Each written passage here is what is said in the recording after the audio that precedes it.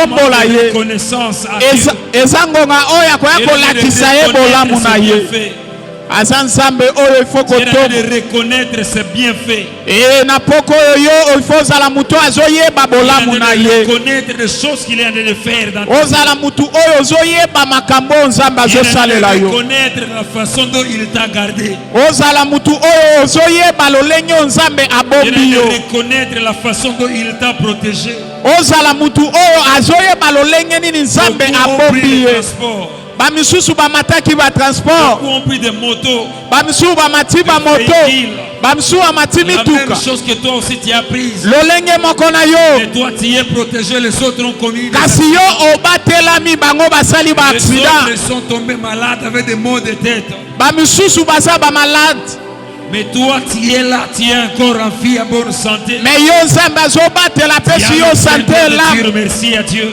Oh, loba masanjoli na nzambe. Tu as le plein droit de reconnaître la grandeur de Dieu dans ta vie. Yeba bonene nzambe na vie na yo. Tu as le plein droit de reconnaître ce merveille, ce bonté dans ta vie. Yeba bonene nzambe pe bolamu na ye na bomoy na yo. Tu peux faire monter ta voix. Dis merci. Est-ce que koki susu kotombola mongongo kotombola nzambe? Rendre grâce à Dieu. Tombola nzambe oyo. Rendre grâce à Dieu. Tombola nzambe oyo. Sa présence. Pona bozalisa mina ye. Il est en train de faire. Pona makambo azosalela yo. Il t'a promis des choses. Tombola ye. Il t'a promis des choses. Il t'a promis des choses. Et il les a accomplis. Il t'a promis les choses. Et il les a accomplis. Il t'a dit. L'année 2025. Je serai avec toi. Je marcherai avec toi. Je vais t'épanouir. En vérité, tu as fait qu'il l'épanouissement. Merci à Dieu. Est-ce que tu peux dire merci à Dieu pour dis merci à Dieu pour le dis merci à Dieu car il a été là. À chaque fois tu as cherché les hommes. À chaque fois tu as cherché les femmes.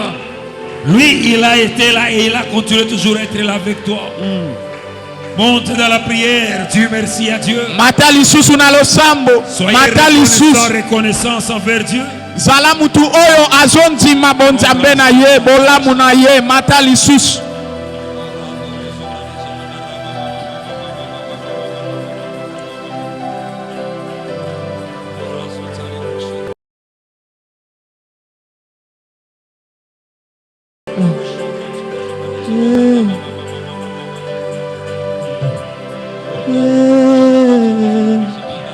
Mata lisusu.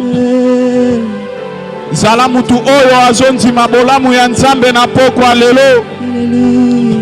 Alaka kingana yo tokokoma niveau oyo tokomi ebiso oyo tozokoma. Bien-aimé Nathan oyo baninga mususu basali ba accident. Bengana yo nzambe akomisi biso na bilaka na ye alakaki. Mata lisusu.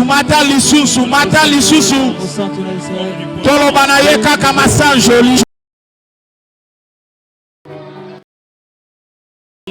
Oh, azalaki awa.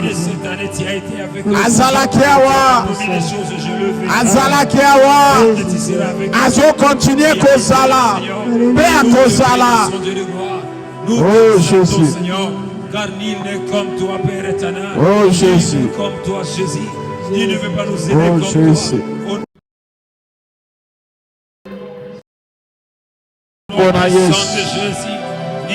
toi. Car toi tu as été là depuis cette année. Tu nous as gardés. Oh Jésus. Merci pour ta grâce, mon Dieu. Nous t'élevons dessus de tout. Nous t'élevons dessus de toutes choses. Oh Jésus. Alléluia Jésus. Alléluia Jésus. Alléluia.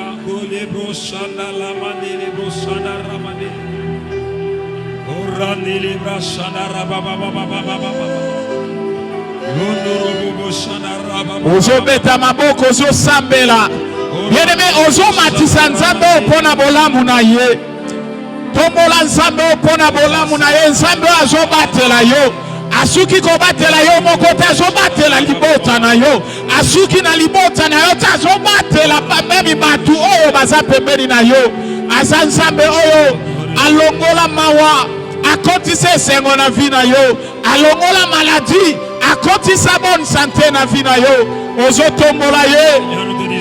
Aza Ebenezer. Merci Yahweh.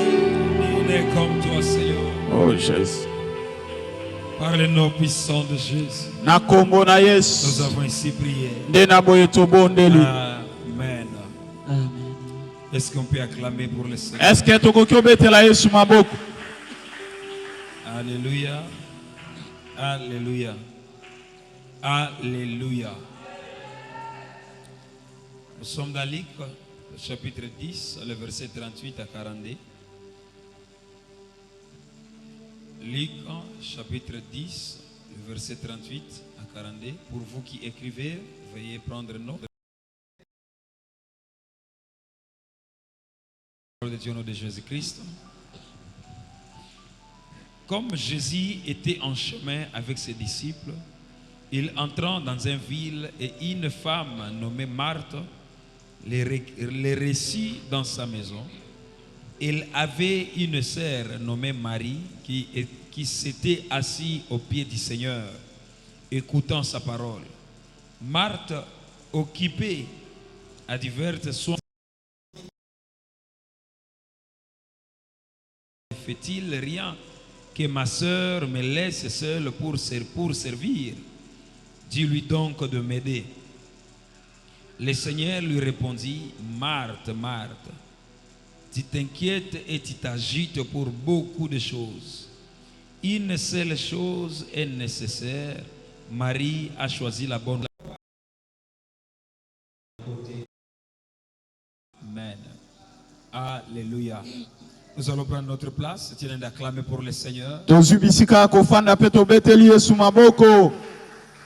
Alléluia. Alléluia. Ce soir, je vais partager pendant quelques minutes et puis nous allons prier. J'ai intitulé mon message de ce soir Et message ya poko alelo. La bonne part. Pardon. La bonne part. Eteni ya malamu. La bonne part. Eteni ya malamu. Alléluia. Amen. Et c'est une histoire que nous tous on connaît très bien. Ezali solo oyo ngana yo toyebi yango malamu. Dans cette histoire, on est en train de nous relater Na lisolo oyo bazoyebisa biso. la vie, on nous montre la vie de trois grandes personnes. Bazotalisa biso vi ya batu misatu. On nous montre la vie de Marthe. Batalisi biso bomo ya Marc. On nous montre la vie de Marie. Batalisi biso bomo ya Marie. Et on nous montre aussi la vie de Jésus. Pe batalisi biso bomo ya Yesu On Christo. nous dit ici dans ce texte ici, Balobi na biso wana makomi ete. et quand Jésus il a entré dans une ville, Tangu Yesu akoti na ville mususu. il a entré dans une ville, Tangu akoti na mboka on nous mususu. dit il était avec ses disciples. Bayebisi biso azalaki na bayekoli na Il ye. y a une femme nommée Marthe Ezali na mwasi moko kombo qui Marthe. a vu Jésus. Ye amonaki Yesu. Et en voyant Jésus, E na komona Yesu, la Bible nous dit ceci. makomi elobi ete. Marthe a invité Jésus dans sa maison. Marthe abengi Yesu na ndaku na ye. Marthe a invité Jésus-Christ dans sa maison. Abengi Yesu na ndaku na ye. Et aujourd'hui, nous sommes des chrétiens. Elelo toza ba On Kristo. appelle des chrétiens Marthe. Tokoki te kozala ba chrétien loko ba Kristo Il y loko a a Marthe. des chrétiens qu'on appelle des chrétiens Marthe. Ok. Eza na ba Kristo o ba bengi bango ba Kristo Marthe. Ce sont des chrétiens qui sont capables Baza ba Kristo o baza na makoki. d'inviter le Seigneur Jésus-Christ comme Seigneur et Sauveur dans leur vie. Ya kobenga Yesu na bomoi na Mais bango. ils sont incapables de marcher avec Christ. Kasi bakoki te kotambola na Et on ye. nous montre comment est-ce que Marthe a invité Jésus. Batalisi biso ndenge Marthe Il abengaki a Yesu. commencé à s'occuper aux choses domestiques. Abandi kosungana na ye na biloko ya ndako. Il a commencé à s'occuper de la cuisine. Abandi kolambela ye. Quand on reçoit un visiteur dans la maison, Tangu bayambaka on mupaya doit lui préparer quelque chose dans la maison. esengeli kolambela ye eloko Et moko. Jésus, quand il est entré dans la maison de Marthe, E wana tangu Yesu akoti na ndako ya on Marthe. dit que Marthe était là en train de chercher comment est-ce que Jésus va manger. Bible ebisi biso Marthe azalaki koluka nini o Yesu akoki kolia. Ndeko na ye ya mwasi La Marie. Bible le précise Bible elobi en disant que Marie a choisi la bonne part. Marie aponaki eteni ya malamu. La Bible nous dit ceci, que Marie était là en train d'écouter la parole du Seigneur. Bible lobi Marie afandaki azoyoka liloba santu. D'autres termes, Na lolenge Marie mususu. sont des chrétiens qui fréquentent l'église. Marie azaba Kristo o bayaka iglesia. Qui veulent développer une vie d'intimité avec Christ. Pe o bakolisaka kotambola na vie ya bonzambe. Le martyr. Ce sont d'autres chrétiens qui fréquentent l'église. Ils veulent que les gens les regardent. Ils veulent avoir des postes dans l'église. Ils ne veulent pas se présenter. Ils ne veulent pas écouter la parole de Dieu. Ils ne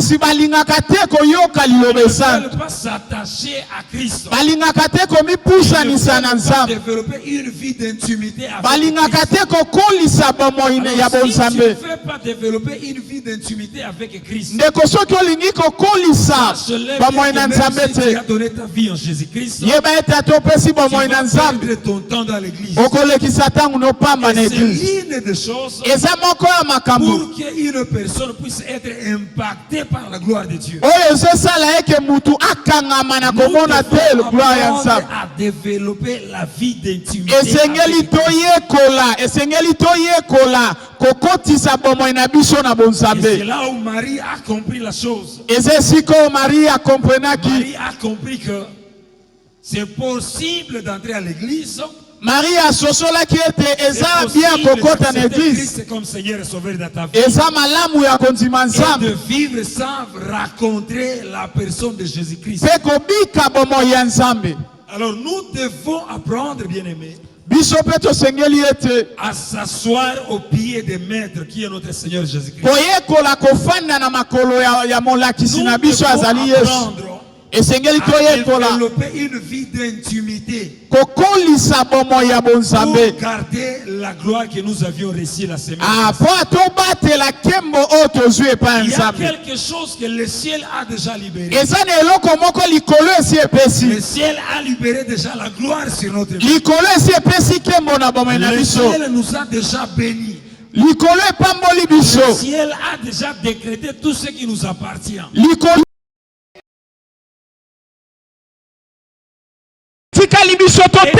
Attaché à la personne de Jésus-Christ.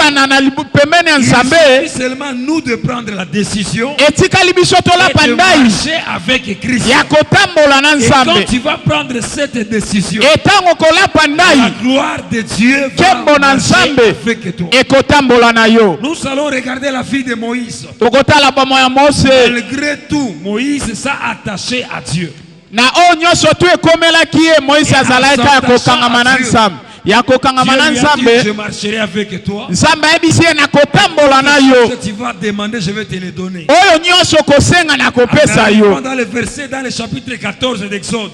Tokomi na chapitre 14 ya livre d'Exode. On montre que Moïse a fait des exploits avec seulement un bateau. Batali sibiso Moïse asala makamwa minene kaka na nzete. Moïse lui-même a pris la parole, il a dit. Moïse azui maloba pe alobi. Tous vos ennemis que vous êtes en train de voir aujourd'hui. Banguna nyonso bozomona liboso na bino lelo. Bokomona ka bango lisusu te pona nini? C'est parce qu'il s'est attaché à Christ. C'est parce que akangama kina Yesu. Aujourd'hui nous sommes en train de douter. Et lelo tozo ima. Aujourd'hui nous sommes en train de vivre dans de mauvaises choses. Lelo tozo bika kati ya makamabe. On ne veut pas choisir la bonne part. Et parce que tolingi ko ponete nya malamu te.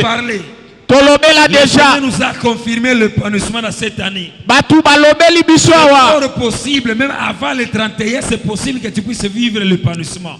Avant que tu comme le 31 décembre, est-ce possible yobika? Alors il faut que vous puissiez prendre la décision de vous attacher au maître, de vous attacher à la source. À travers cette source-là, que notre vie va expérimenter la gloire. Tu as assez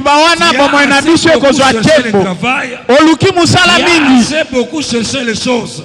Tu n'as rien trouvé. J'aimerais te dire, soyez des maris ce soir. Attache-toi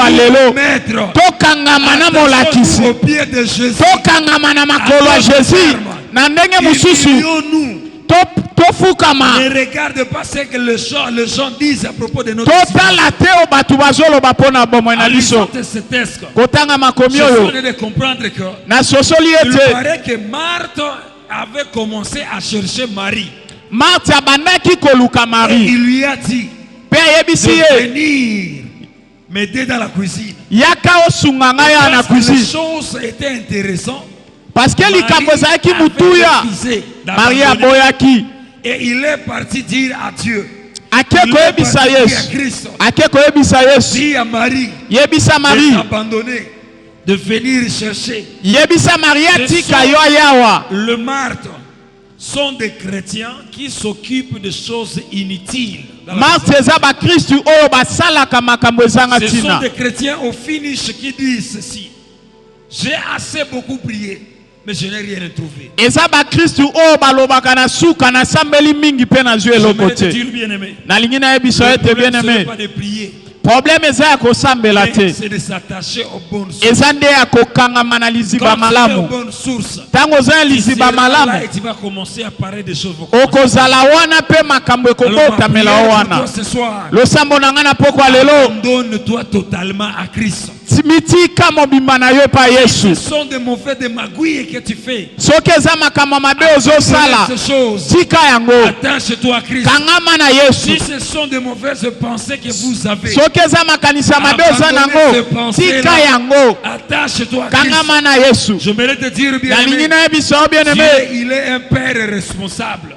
nzambe aza tata oyo Dieu, il est akoka na un makoki père responsable. aza tata oyo akoka na La Bible makoki dit, il est derrière sa parole pour l'accomplir. makomi eyebisi biso Il va atambolaka dire, nsima il va te maloba faire ne mpo voir, il va te akokisa faire vivre sa gloire. alobaki okomona Tu mpe vas akomonisa yo vivre nkembo na réellement la ye gloire de Dieu. okomona nkembo na Si tu Yesu t'attaches au pied du maître, soki okangami na makolo ya nous allons molakisi comprendre, puis nous allons prier. biloko misato ya koyeba mpe tokobondela Première des choses, eloko ya yambo notre amour et notre service. bolingo na biso mpe misala na biso Notre amour et notre service. bolingo na biso mpe misala na biso Le Seigneur cherche davantage notre amour que nous. nzambe azoluka yambo bolingo na biso oyo toza nango J'aimerais te poser la question. nalingi natuna o Est-ce motuna que tu as de l'amour dans ton cœur? eske oza na bolingo na motema na yo Ou bien tu es là par amour à cause d'intérêt? ou soit oza wana mpo na intere moko boye na pokwa lelo Qui nous disent amour, intérêt, amour d'intérêt. ou soit oza wana nde kinge bandeko na biso wa kino balobaka bolingo ya eloko moko boye Alléluia. amen Alléluia. Alléluia. Alléluia. Évitons de vivre dans le piège du diable. totika kobika na kati ya mitambo ya satana Aujourd'hui, des gens sont prêts à prêcher, lelo bato baza mokia ya koteya sont prêts à prêcher, lelo bato baza pre deja ya koteya ils sont prêts à chanter, baza na makoki ya ils koyemba sont prêts à servir le Seigneur. baza na makoki ya Dans kosalela leur cœur, il nzambe n'y a pas de l'amour. kasi na motema na bango bolingo Une eza te personne qui a de l'amour dans son cœur, mutu oyo eza ya bolingo na regarde motema sa na ye façon de parler avec les gens qui sont batalaka lolenge ne ya koloba na bato Alléluia. Alléluia. Le plus important dans la vie de quelqu'un, pardon le plus important dans notre vie, talo malamu na vi ya mokristo ce n'est pas nos services seulement. eza misala na biso kaka Par te contre, c'est l'unique chose nécessaire de mettre Jésus au centre de notre attention. kasi eza motuya moko ya makambo oyo ya kotia yesu kristo na kati ya makambo na biso Quand on te regarde, est-ce qu'on peut voir Jésus-Christ dans toi? eske ntango bazotala yo bazomona yesu kristo kati na yo Jésus va se glorifier dans ta vie. eske yesu akotombwama na bomoi na yo Jésus va se glorifier dans ta vie. eske yesu akotombwama na bomoi na yo Ce n'est pas une question. ah oui yesu Jésus va se glorifier dans ta vie. yesu akotombwama na bomoi na yo Quand tu vas lui mettre au centre de ta vie. ntango yo kotia ye na katikati ya bomoi na yo Alors, si lui, il n'est pas au centre de ta vie, soki ye aza na katikati ya bomoi na yo c'est le te péché, eza c'est le masumu penser, eza ce sont des makanisi choses que gloire de Dieu n'a pas de place dans votre vie. Nous courons après beaucoup de choses. Nous oublions l'essentiel. L'essentiel, c'est Jésus-Christ. Malgré tout ce qu'on peut avoir ici sur la terre, tu vas aller voler pour avoir de l'argent. Tu vas aller faire le kindumba pour avoir de l'argent. Tu peux faire quoi que ce soit pour avoir de l'argent. L'essentiel n'est pas l'argent. L'essentiel c'est avoir Jésus-Christ. Tout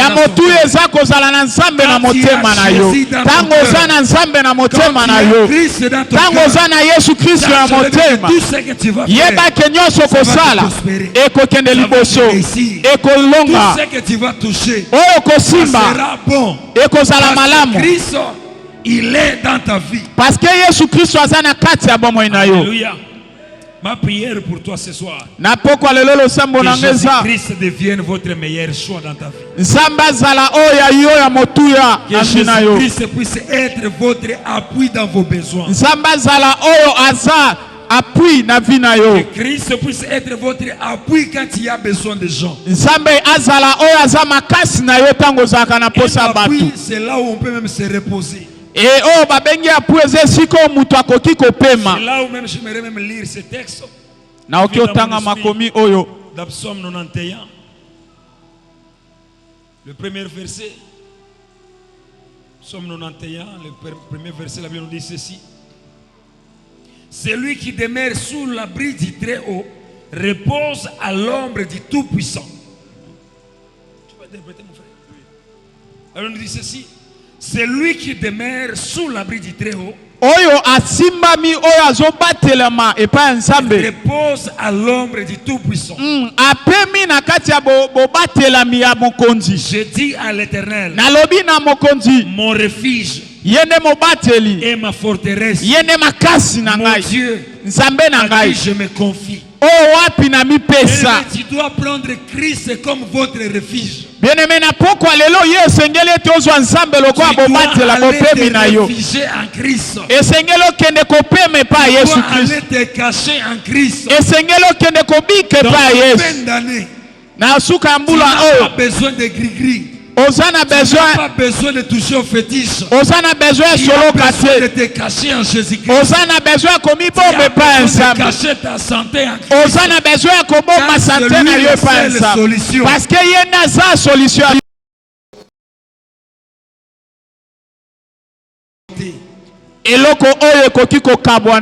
Jésus-Christ, il ne part, qui ne sera jamais ôté. Nous devons savoir que Jésus-Christ et tout ce qui découle dans notre vie continuellement. On ne peut jamais enlever Christ dans notre cœur. Il doit être primordial dans notre vie.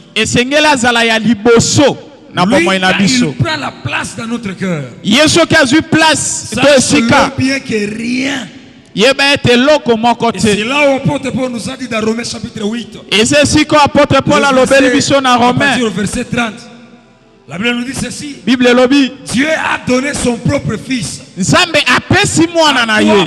ne nous donnera pas toutes choses avec son fils. Et nous dit ceci. Qu'est-ce qui peut me séparer de l'amour de Dieu? Est-ce que c'est l'argent? Est-ce que c'est la maladie? Est-ce que c'est les choses du monde? Rien ne peut pas me séparer de l'amour de Dieu. Ne permets jamais que les choses du monde ne te séparent avec l'amour de Dieu. Jésus, il est notre solution. Acceptez de perdre tout.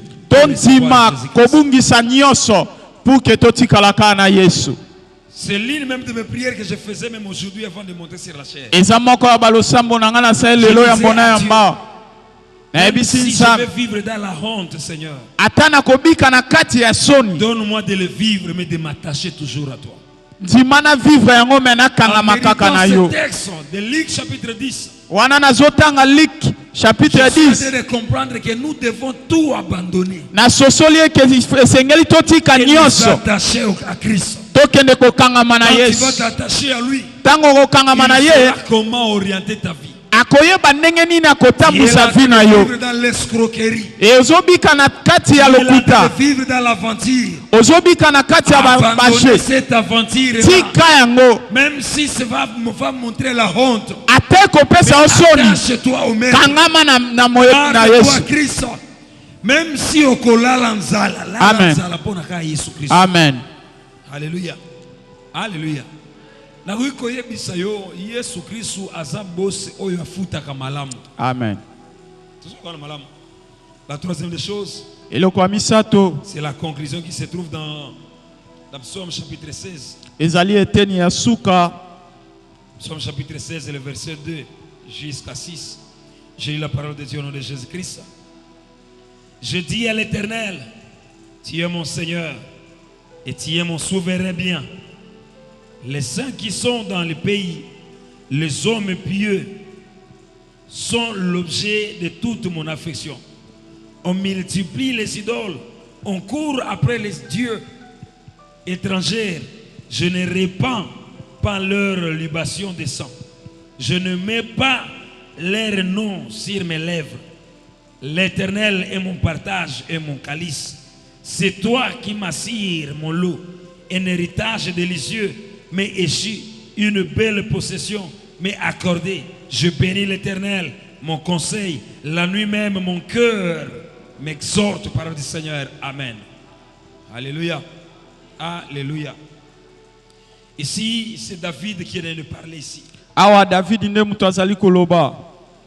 Et des choses que David vient de parler ici, E makambo o David alobi awa, ce sont des choses très profondes. eza makambo o eza ya mozindo Et makasi. c'est là où que je dis que Christ est la seule chose que le monde ne peut pas nous ravir.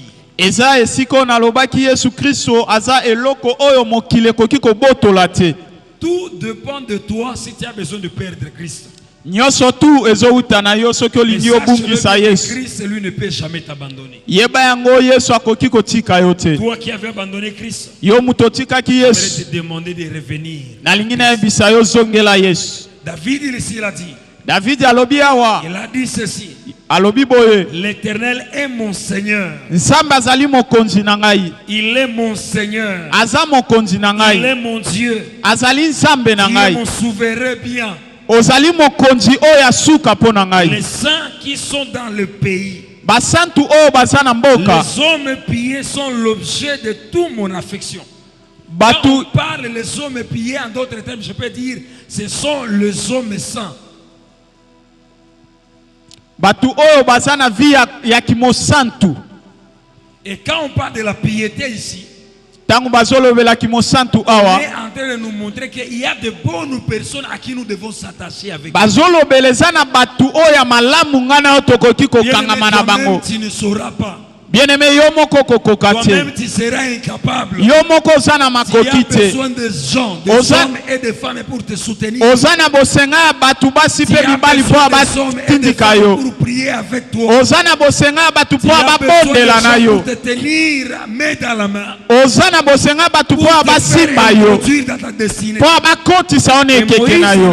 David, il a dit ceci. Pe David alobi, Je prends le sang, nazwi je prends basantu, les hommes nazwi basantu. comme mon affection. Lokola bolingo na ngai. Na lolenge Je mususu. prends comme frère Joël et comme mon ami. Nazwi frère Joël lokola Parce que moninga na frère ngai. Joël, lui, il est en train de prier, il est en train de chercher ton nom. Parce que frère Joël azobondela, J'aimerais te azoluka poser la nzambe. question. Na ngena tuna omo Quels tuno. sont tes amis que tu as? Baninga nini oza na bango? Quelle est la qualité de ton entourage? Lolengele nini baninga na o Qui bazali? sont les gens qui sont autour de toi? Nde banani o baza Si pembeni na ces yo. gens-là ne prient pas, Soki batu wa basambelaka ces gens-là. te, tika bango. tu es dans une relation. Oza na Ces relation. gens-là ne craignent pas Dieu. Batu wana babangaka Abandonne nzambe cette te. relation-là. Tika relation wana. Alléluia. Amen. C'est David qui a insisté par rapport à ça. David nde mutu alobi likolo na Et yango. il a montré multiples personnes. Les gens qui se comportent mal. Les gens qui vivent dans l'impudicité. Les gens qui vivent dans de mauvaises sacrifices. Les gens qui touchent aux fétiches. Les gens qui entrent dans les maisons de féticheurs. David il a dit, ce n'est pas mon entourage. Mon entourage, ce sont des gens qui te servent. Mon entourage, ce sont des gens qui prient, qui cherchent ta face. Ce sont des hommes et des femmes de Dieu. Et moi, je m'attache à eux. Dans le verset 5, l'Éternel est mon partage. Mon calice. En d'autres termes, de bonnes choses. De mon lot. Il y a besoin de Jésus-Christ. La conclusion est que abandonne des mauvais chemins et attache-toi à Christ. Quand il y a Jésus-Christ dans ta vie, tu ne peux pas recevoir de mauvaises choses dans ta vie. Quand il y a Jésus-Christ dans ta vie, tout ce que tu peux recevoir dans ta vie, ça doit s'appeler toujours meilleur. Toujours de bonnes choses. Dieu nous a déjà tout donné en Jésus-Christ. Il peut aussi nous donner aussi les restes qui restent. Quand il y a Jésus, tu as tout gagné. Quand il y a Jésus, tu as tout gagné dans ta vie. Quand il y a Jésus, tu as tout gagné. Quand il y a Jésus, tu as tout gagné dans ta vie. Alors, Marie a choisi la bonne part. Marie a choisi la bonne part. Et la chose qu'on ne peut jamais lui ravir. Tu peux laisser des biens matériels à tes enfants. Tu peux laisser de l'argent à tes enfants. Sache-le bien que le membre de ta famille, après ta mort, ils viendront les ravir. Mais si tu as laissé Jésus à tes enfants, les ne pas les ravir. Marie, il a choisi la bonne part. Marie, arrêtez de te déranger. Arrêtez de s'occuper de mauvaises choses. Arrêtez de s'occuper avec des choses qui ne glorifient pas Dieu.